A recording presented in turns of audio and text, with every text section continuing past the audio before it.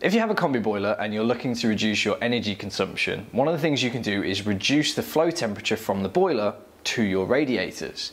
Now normally this flow temperature is about 65-70 degrees, which may be well too warm.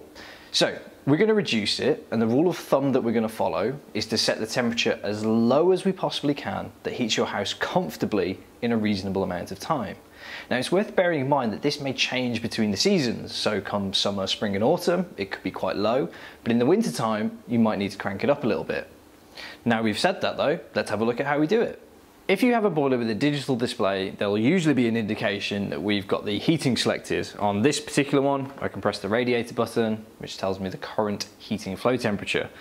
I'm going to reduce this down to 50 degrees, I'm going to give this a go, and I'm going to see if 50 degrees is low enough to heat my house to a comfortable temperature in a reasonable amount of time. If you've got a boiler with a temperature dial, simply turn it down to decrease the flow temperature or turn it up to increase it. So there you go, it's really easy to do. Just remember, set the temperature as low as you can that heats your house comfortably in a reasonable amount of time.